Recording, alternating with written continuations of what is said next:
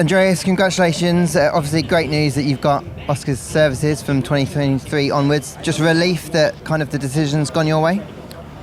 I wouldn't say relief, because for us there was never a case. The case was clear for us, and therefore it's not a surprise. There's two things you need to have in place if you want to have a Formula 1 driver in your car, which is a contract and registration with a contract recognition board. We had both in place in July, and therefore we had a clear plan.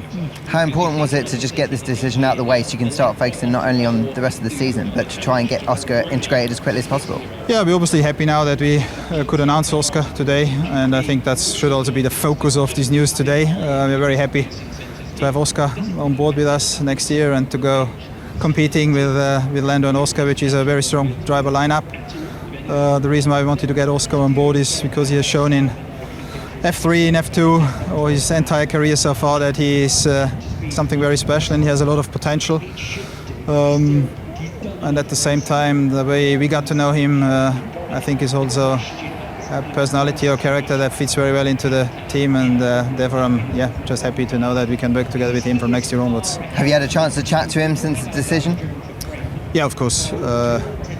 He's as happy as we are that we announced now that he's a McLaren driver from next year onwards, which is obviously a big day for him as well, entering Formula 1, and we are all looking forward to get started at the end of the season. At the same time, as you said before as well, it's very important now that we switch our focus on this season. We still have 8 races to go, together with Daniel and Lando. Daniel and Lando fully committed to achieve some more good results together with the team, and that's the main focus now. Are you able to start some integration at least before the end of the season, just to try and get him up to speed as quickly as possible? Look, the focus at the moment was on the announcement today, and everything else is something we have to work through now, and then we will announce once we have our plans in place. And just finally, is it really important for McLaren to have such a great, young, hungry lineup to really a statement of intent for your intentions for the future? Yeah, I think if you look at the journey we are in, knowing that we have to obviously keep working hard in order to develop a better car, become a better team, get our infrastructure in place. It's obviously very important as well that you have an exciting and promising driver lineup which is able then to pull also the results off or extract the maximum from the car every single weekend. We are convinced that with Oscar and Lando looking into the future, that we have a great lineup in place. We are also aware, Oscar is aware of the big challenge we are in also in order to get him started in Formula 1. But I think if you look at Lando as well, I think we are a team that has some experience in order to give the driver or a new driver, a rookie, the right environment also in order to be successful when getting started in Formula 1, and just looking forward to get started with him. Great start to the weekend. What is it about this track that it seems to suit the car and both drivers so well?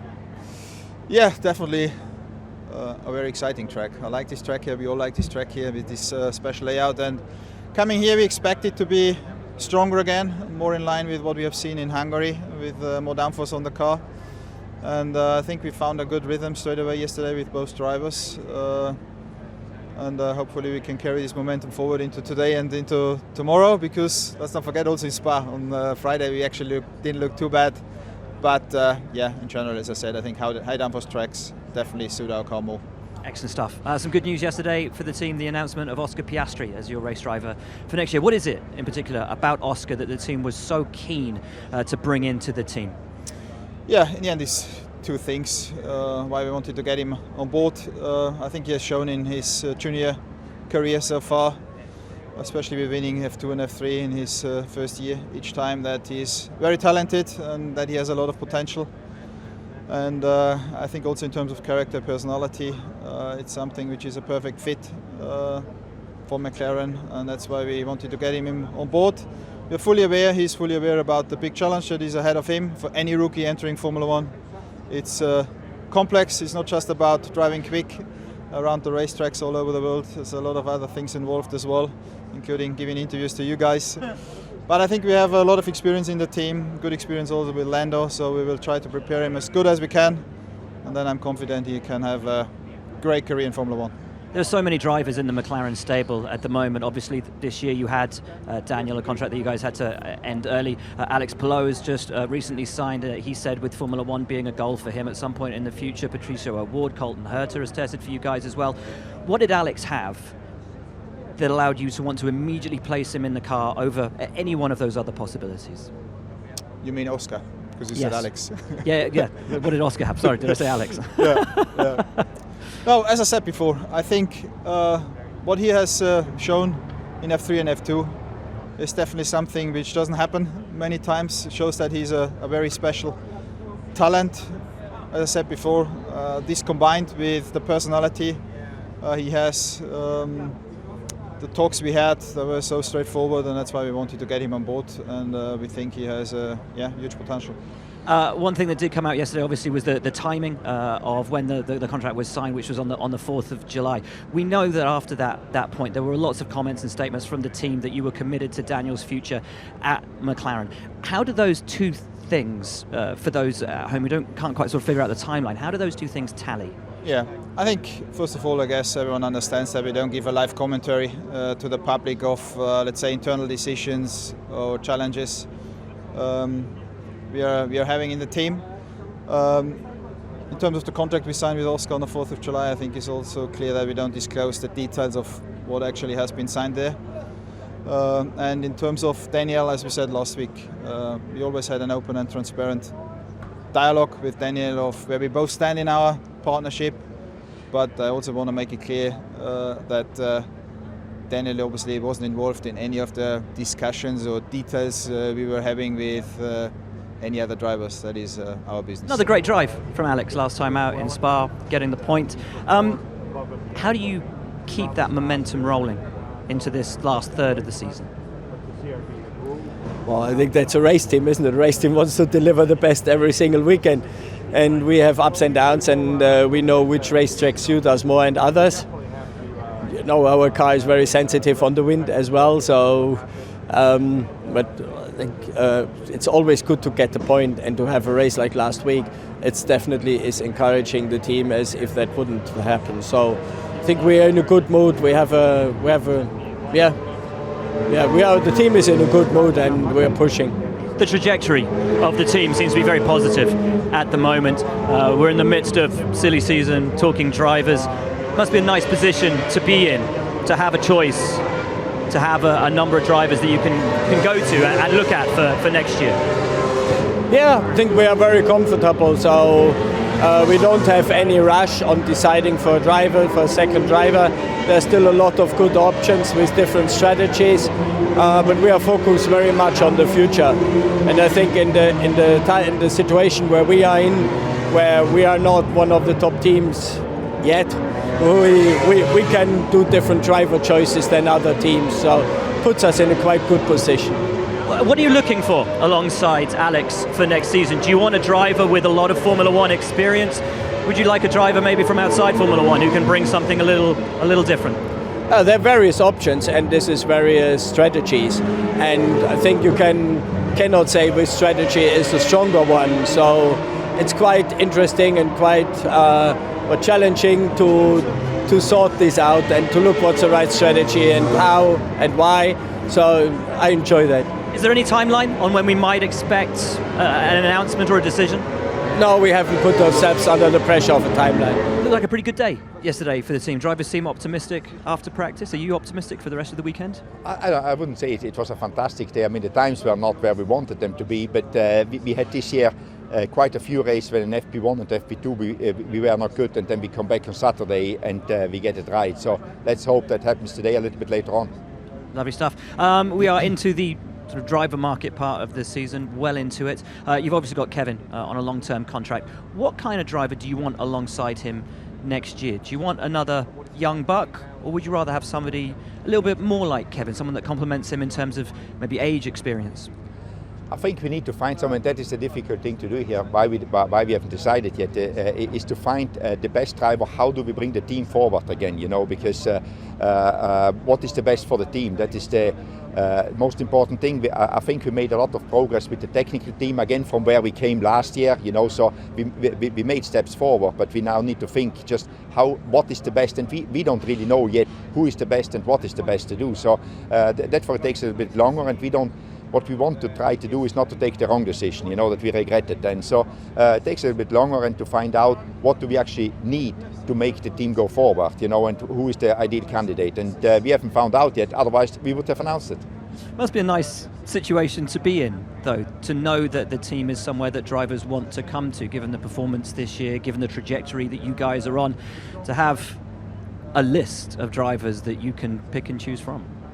Yeah, absolutely. I mean, it's a nice place to be in, but the nicest place would be that we could decide and then you can start to work on it. But as I said, we want to make sure that we are not taking the wrong decision, which we will regret. Fred, it's been a couple of races since you guys have scored points, not all down to on track, obviously a few penalties along the way.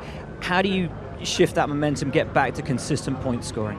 It's not an easy one, but I think the team is still focused, motivated, that the pace is there in Spa. I think the pace was a good one again. Budapest, we were P8 in quali. That it means that we know that we didn't score points the last couple of events, but for different reasons, as you said, that it's sometimes it's reliability on your side. That like Silverstone, we are P6 or P7, and then we had some reliability on the engine. And this cost us penalty. One weekend you have the issue, the weekend after you have the penalty. And then last weekend we had Latifi on our way. And but it is like it is. I think the most important is to stay focused. We know that we have to come back. We have to score points. That we want to defend P6. And as long as the pace is there, it will be okay.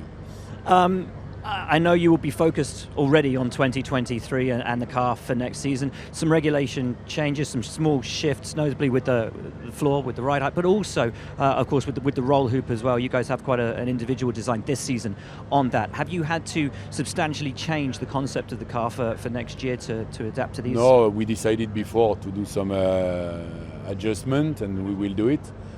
For sure, the change of regulation was not a good news for us because that we had to stop what we were doing, but it is like it is again, that we have to stop to complain and to be focused on the future. And the start of the development for 23 is going in the right direction, and we can be optimistic. A lot of talk about the driver market going on at the moment. Is it a relatively simple sort of fix for you guys for next year, given the great job that Joe's not the right word, but Valtteri is fixed that and we will decide the second one in the next couple of weeks, but quite early and probably earlier than before. Oscar Piastri remains at the moment your reserve driver. Given the decision of the CRB, will that remain in place for the remainder of this season? That's a good question. I was just asked that before. For this weekend, he's in our simulator and doing the sim work. That's important for setup and getting the most out of our on-track performance here. And on Monday, we'll sit down with Oscar and decide what the future looks like. So we haven't decided that. Oscar was also in the simulator when you told him that he would be racing for you. He's done a lot of simulator work, you're right. Season. However, in an interview published this morning on Formula1.com, he says that he had told you weeks in advance of Fernando's decision to leave the team that he had in fact signed to go and race for McLaren, or to leave for McLaren in 2023. Why in that case was the decision taken to announce him as a driver for 23 when he had told you, according to him, that he had already intended to leave the team? Yeah, so we found out that he signed on the 4th of July through the CRB process. And at that point, it was, just a communication without knowledge of a signed contract. And at that point, we also had an agreement with Oscar for 22 and 23 options. Sorry, for 23 and 24 option in 24. That we're 100% sure of because we did it together. So that's the reason. We had no intimate knowledge of a signed contract with McLaren. Okay, so he had told you that he was intending to leave for McLaren, but hadn't told you that he had a contract. Is that correct? He said that they had discussions with McLaren at the time, but you got to remember that's the reason for the CRB. We had something signed with him back in November. You had made some comments that he lacks loyalty and integrity, given the decision of the CRB that the McLaren contract was the only viable contract. Do you regret in any way making those statements? No, because like I said before, I don't know if you heard everything I said, but I said even if there's a loophole in the contract where he can get out, we've performed on our side of the bargain. And the thing with me and integrity is if somebody performs on their side of the bargain and even overperforms, but you choose to do something else independent of contract, there isn't a high level of integrity. With Fernando departing the team and now Oscar too, is there any learnings that can be taken from the manner in which the contracts have been written up for the future? Fernando, it was a free agent, you have to understand. So, we negotiated with Fernando to a level where we're happy that if he accepted that, we'd be happy too. A deal's got to be good for both sides.